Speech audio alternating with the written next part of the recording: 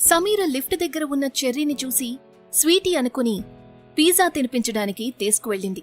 Lift దిగిపోతుంటే Sameera దగ్గర ఉన్నది cherry కాదు స్వీటీ అనుకుని అభయ్ పొరపాటుపడి వాళ్లకి దారి వదలడంతో సమీర తనని తీసుకుని హోటల్ ఎగ్జిట్ దగ్గర కారెక్కింది. స్వీటీకి బ్లూ జీన్స్ దొరకడానికి లేట్ అవ్వడంతో హడావిడిగా పరిగెత్తి లిఫ్ట్ దగ్గర నిలబడింది. అక్కడ 6 అడుగుల వ్యక్తి అయిన అభయ్ ఉంటాడు. స్వీటీని చూసి చెర్రీ అనుకుని అలా హోటల్ కారిడార్లో తిరగడంతో సన్నీ మీద కోపం వచ్చి కాసేపు కూడా చెర్రీని చూసుకోకపోతే ఎలా అని మనసులో అనుకున్నాడు.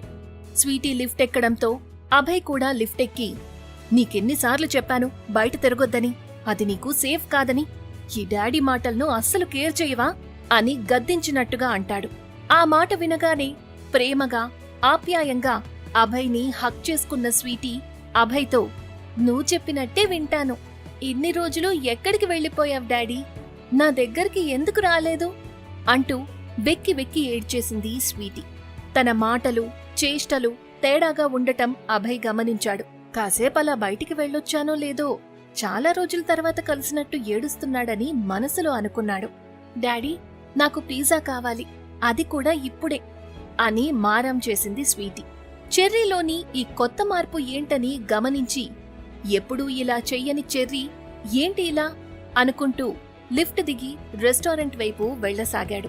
ఒక చెయ్యితో అభయ్ని పట్టుకున్న స్వీటీ మరో చెయ్యి నడుం వైపు వేసుకుంది. తన నడక ఆడపిల్లలా ఉండటం చూసి చెర్రీకి ఈరోజు ఏమైంది, ఎందుకిలా బిహేవ్ చేస్తున్నాడు అనుకున్నాడు అభయ్.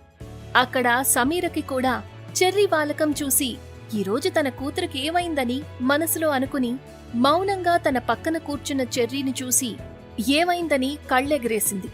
ఏమీ లేనట్టు తల ఆడించాడు. ఈలోగా కార్ ఫేమస్ పిజ్జా పాయింట్ దగ్గర ఆగింది.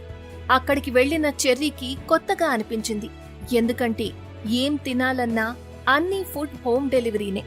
సమీరా ఏం కావాలని అడగ్గానే మష్రూమ్ పిజ్జా అని చెప్పాడు చెర్రీ. వెయిటర్ని పిలిచి ఆర్డర్ చెప్పగానే ఒక నాప్కిన్ తీసుకుని కాలర్ చుట్టూ టక్ చేసుకుని మరో నాప్కిన్ ఒళ్ళో పరుచుకున్నాడు.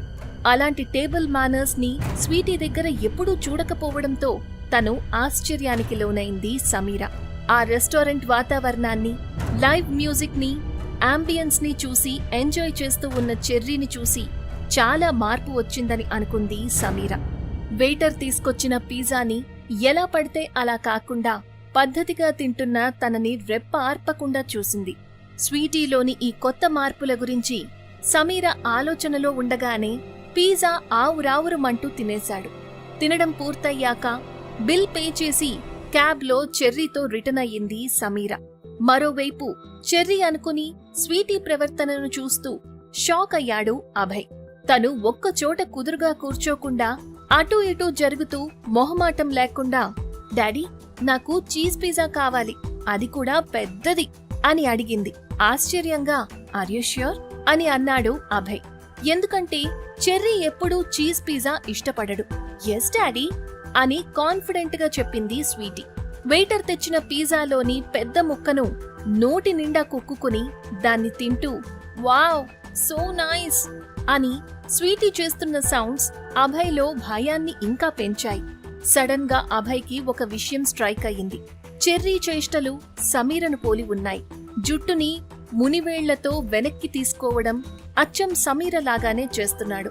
దాంతో ఆశ్చర్యానికి అయోమయానికి గురై, నాకు తెలియకుండా సమీరను చెర్రీ కలుసుకున్నాడా, ఆమెను ఇమిటేట్ చేస్తూ చెర్రీ ఇలా తయారయ్యాడా అని మనసులో అనుకుని, చెర్రీ, నువ్వెదురుగా ఉండే సమీరని కలుస్తున్నావా, తను మంచిది కాదని చెప్పానుగా, ఇంకెప్పుడు ఆమెను కలవద్దు అని సీరియస్ గా చెప్పాడు అభయ్. వాళ్ళమ్మ గురించలా మాట్లాడడం చూసి చేతిలోని పిజ్జా ప్లేట్లో విసిరేసి, ఏం కాదు, మా అమ్మ చాలా మంచిది అని విసురుగా అంది. సమీరని ఏకంగా అమ్మ అనడంతో అభయ్ షాక్ అయ్యాడు. ఎప్పుడూ లేనిది ఇలా బిహేవ్ చేస్తున్నాడేంటి, ఇంకా ఎక్కువ సీరియస్ అయితే ఏడుస్తాడేమోనని టాపిక్ డైవర్ట్ చేస్తూ, ఇంకేమైనా తింటావా, యువర్ ఫేవరెట్ ఐస్ క్రీమ్ అని అడిగాడు. ఆ మాటకి హ్యాపీ మూడ్లోకి వచ్చి స్వీటీ ఉత్సాహంగా చాక్లెట్ ఐస్ క్రీమ్ కావాలని చెప్పి నోటికి అంటిన బటర్ని నాప్కిన్తో తుడుచుకుంది. చెర్రీలో సమీర పోలికలు కొట్టొచ్చినట్టు కనపడ్డం చూసి తట్టుకోలేకపోతున్నాడు అభయ్. స్వీటీ మెల్లగా తన దగ్గరికి వచ్చి అభయ్తో డాడీ వాష్రూమ్ అని అడిగింది. వెంటనే తనని తీసుకుని అటువైపు వెళ్లాడు. అక్కడ స్వీటీ షీ రూంలోకి వెళ్లటం మళ్లీ షాక్ కి గురయ్యి ఏదో పెద్ద తప్పు జరుగుతున్నట్టు అనిపించి ఫ్యామిలీ డాక్టర్కి కాల్ చేసి జరిగింది చెప్పాడు. తనని క్లోజ్గా అబ్జర్వ్ చెయ్యండి, పిల్లాడి మనస్సు గాయపడకుండా జాగ్రత్తగా ట్రీట్ చేస్తే ఇదేమంత పెద్ద సమస్య కాదు అని అన్నాడు ఫ్యామిలీ డాక్టర్. అప్పుడే సమీరతో క్యాబ్ దిగిన చెర్రీ ఫోన్ మాట్లాడుతున్న డాడీని గమనించి తను చూస్తే పెద్ద సమస్యే వస్తుందని వెంటనే అలర్ట్ అయ్యి మెల్లగా మెట్ల దారివైపు జారుకున్నాడు.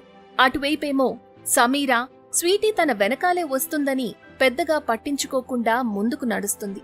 త్వరగా మెట్లెక్కి పై ఫ్లోర్కి చేరుకుని రూమ్ దగ్గరికి వెళ్లి అదే పనిగా డోర్ కొడతాడు చెర్రీ. సన్నీ వచ్చి డోర్ తీయగానే ఆయాసపడుతున్న చెర్రీని చూసి ఎక్కడికెళ్ళావ్, ఇంతసేపు ఎంత కంగారు పడ్డానో తెలుసా అని లోపలికి లాక్కొని తలుపు వేశాడు.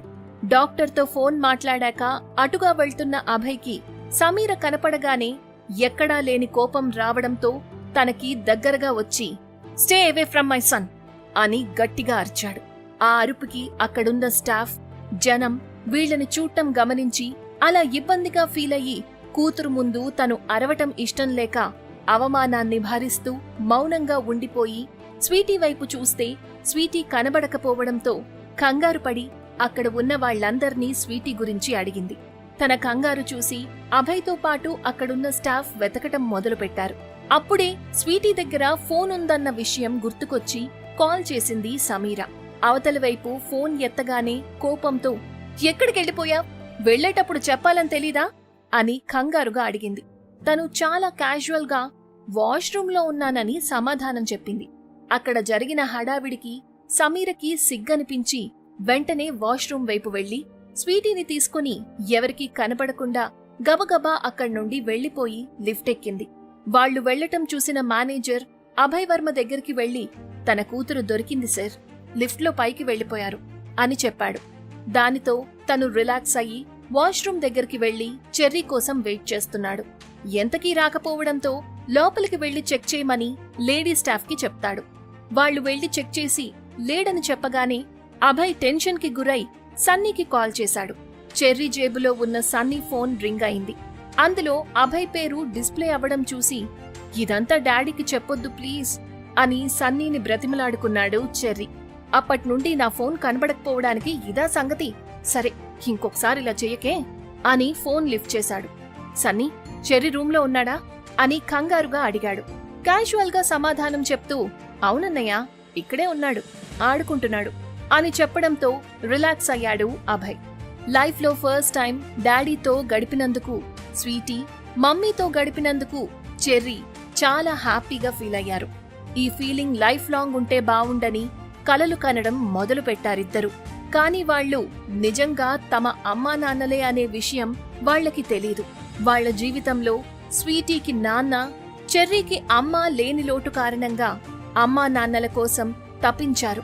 దేవుడు వాళ్ల మాటలు విన్నట్టుగా ఈ సందర్భాన్ని సృష్టించాడేమో. ఆ పసిహృదయాలతో విధి ఆడే వింత నాటకమే మజిలీకి చేరుస్తుంది. పాకెట్ ఎఫ్ఎం యాప్లో నెక్స్ట్ ఎపిసోడ్స్ చూడండి.